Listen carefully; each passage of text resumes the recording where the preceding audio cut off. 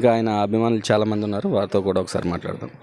గడిచిన 22 సంవత్సరాల తర్వాత మన Avira Women's Day special offer 50% off on IUI IVF valid till 8th March. Balayogi గారి వర్ధంతిని జరుపుకోవడం జరుగుతుంది. అలాగే మరి ఈనాడు జిఎంసి బాలయోగి గారు లేకపోవడం కోనసీమకి చాలా తీరని లోటు. మరి ఈనాడు ప్రపంచానికి తెలియని పటంలో మన కోనసీమ ఉండేది గతంలో. మరి ఆ ప్రపంచ స్థాయికి ఖ్యాతిని తీసుకెళ్లిన వ్యక్తి జిఎంసి బాలయోగి గారు. మరి అటువంటి జిఎంసి బాలయోగి గారు కోనసీమ ప్రాంతంలో లేకపోవడం, మన మధ్య లేకపోవడం చాలా బాధాకరమైన విషయం. ఇలా ఇంతేకాకుండా అభివృద్ధి అనేది ఆయన పెట్టింది పేరు కనుక రాబోయే రోజుల్లో జిఎంసి బాలయోగి గారి రోడ్డును తీర్చేందుకు మనకు గంటి హరీష్ మాధురి గారిని ఎంపీగా గెలిపించుకుని ఆయన ఘనమైన జిఎంసి బాలయోగి గారి ఘనమైన నివాళులు అర్పించుకుంటామని చెప్పేసి ఈ సందర్భంగా తెలియజేసుకుంటున్నాం. అందరికీ నమస్కారం అండి. మాది అంబేద్కర్ కోనసీమలోని రాజోల్ నియోజకవర్గం. నా పేరు జక్కంపూడి శ్రీదేవి, మల్కీపురం ఎంపీటీసీ.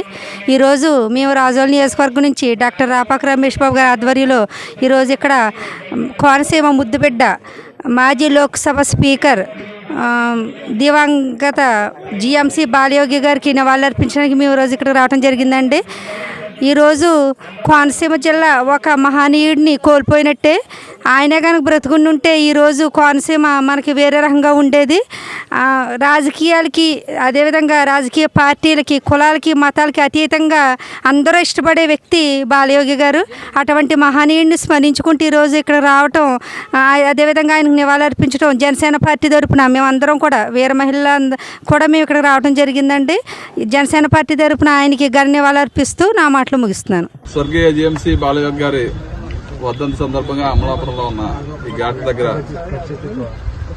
మరి ఉచిత మెగా క్యాంపు ఏర్పాటు చేసిన మన హరీష్ మాధురి గారికి ప్రత్యేకమైన అభినందనలు. ఎందుకంటే బాలయోగి గారు అంటే మా కోనసీమ ముద్దు బిడ్డ, కోనసీమ అభివృద్ధి ప్రదాత. మన కోనసీమలో ఏ గ్రామానికి వెళ్ళినా బాలయోగి గారు చేసిన అభివృద్ధి కనిపిస్తుంది. ఈరోజు మన 55 లక్షల బ్రిడ్జ్ కానీ 214 రావడం వల్ల ఈ కోనసీమలో ఉన్న ప్రజలందరికీ రవాణా సౌకర్యం కానీ, ల్యాండ్ వాల్యూస్ కానీ అనేక రకాలుగా లబ్ధి చేకూరింది. అందుకనే బాలయోగి గారిని ఒక దేవుళ్ళ మన కోనసీమ ప్రజలందరూ కూడా కొలుస్తాం. మరి అటువంటిది ఈ రోజు ఆయన యొక్క ఆశయాల గురించి మరి మెడికల్ క్యాంప్ కూడా బ్రహ్మాండంగా మేము మెడికల్ క్యాంప్ అంతా కూడా తిరిగాం.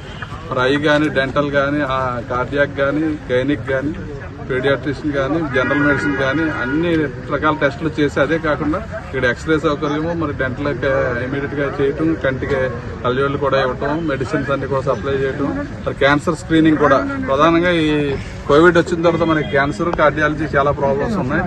సడన్ గా ఈ రోజు డెత్లు జరుగుతున్నాయి, కార్డియాక్ అరెస్టులు కానీ, అదేవిధంగా క్యాన్సర్ ఎక్కువగా రావడం వల్ల ఈ ఫస్ట్ లెవెల్ స్క్రీనింగ్ జరిగితే చాలా కొంతమంది ప్రాణాలు కాపాడడానికి మంచి కార్యక్రమం. బాలయోగి గారు ఎప్పుడు కూడా మంచి కార్యక్రమాలు చేసి ఈ మన రాష్ట్రంలోని, అదేవిధంగా మన కోనసీమలో కూడా ఆయన చిరస్థాయిగా నిలిచిపోయారు. ఆయన యొక్క ఆశీస్సాధనకి ఈ రోజు మరి జిఎస్ఎల్ వారు కూడా బ్రహ్మాండమైన ఎక్విప్మెంట్ తెచ్చి ఈ రోజు వందలాది మంది టెస్టులు చేయించుకున్నందుకు చాలా సంతోషంగా భావిస్తూ ఇటువంటి మరిన్ని కార్యక్రమాలు మన ముందు తీసుకెళ్లాలి. హరీష్ బాలయోగి గారిని గారు ఈ సందర్భంగా 45 రోజుల్లోనే ఎన్నికలు వస్తున్నాయి కానీ మన పార్లమెంట్ నుంచి అత్యధిక మెజార్టీతో పార్లమెంట్కి పంపాలని చెప్పి మా ఆశయంగా భావిస్తూ మా నియోజకవర్గం నుంచి అత్యధిక మెజార్టీ ఇచ్చి ముందు తీసుకెళ్తామని చెప్పి తెలియజేస్తాం. అందరికీ నమస్కారం. నేను డాక్టర్ రాపాక రమేష్ బాబు, జనసేన పార్టీ రాజోల్ నియోజకవర్గం. ఈరోజు దివంగత నేత, మా ప్రియతమ నేత, కోనసీమ ముద్దుబిడ్డ, దళిత ముద్దుబిడ్డ, దళిత సమాజ వర్గం నుంచే కాదు యావత్తు తెలుగు జాతికి కూడా గర్వించదగ్గ నాయకుడు జిఎంసి బాలయ్య గారి వర్ధంతి సందర్భంగా రాజోల్ నియోజకవర్గం నుంచి మా జాయింట్ కన్వీనర్ గిరిసల బాలాజీ, అదేవిధంగా కో కన్వీనర్ కిర్చెట్టి బుజ్జి గారి ఆధ్వర్యంలో ఈరోజు బాలయ్య గారికి బాలయ్య ఘాట్ వద్ద, అమలాపురం బాలయ్య ఘాట్ వద్ద ఘనంగా నివాళులర్పించడానికి మేమందరూ తలరావడం జరిగింది. ఆయన కుమారుడు హరీష్ గారి సమక్షంలో ఆయనకి ఘనంగా నివాళులర్పించి ఈరోజు మేము చాలా బాధాకరమైన విషయం. ఎందుకంటే ఒక అద్భుతమైన నాయకుడిని మేము కోల్పోయాం మా సామాజిక వర్గం నుంచి. ఆయన ఒక న్యాయవాదిగా తన యొక్క ప్రస్థానాన్ని మొదలుపెట్టి ఎమ్మెల్యేగా, విద్యాశాఖ మంత్రిగా, తర్వాత ఎంపీగా గెలుపొంది ఈ తెలుగు జాతి యొక్క గౌరవాన్ని మరింత 10 రెట్లు చేసే విధంగా మన లోక్సభ స్పీకర్ గా ఆయన పనిచేయడం జరిగింది. ఆయన పనిచేసినంత కాలం కూడా ఆ పదవికి అవన్నీ తెచ్చారు. అదేవిధంగా మన యొక్క జాతి గౌరవాన్ని నలుమూలలా చాటింపజేశారనే సందర్భంగా తెలియజేస్తూ, అలాంటి నాయకుడు ప్రకటించిన స్ఫూర్తిని మేమందరం స్ఫూర్తిగా తీసుకున్నాం. ఆయన బాటలో నడవడానికి నిశ్చయించుకున్నాం. ఆయన్ని స్ఫూర్తిగా తీసుకుని ఈ రోజు రాజకీయాల్లో మాలాంటి విద్యావంతులందరూ కూడా కొనసాగుతున్నామని చెప్పడానికి చాలా సంతోషిస్తా ఉన్నాం. ఆయన స్ఫూర్తిని ఇక ముందు కూడా కొనసాగిస్తాం.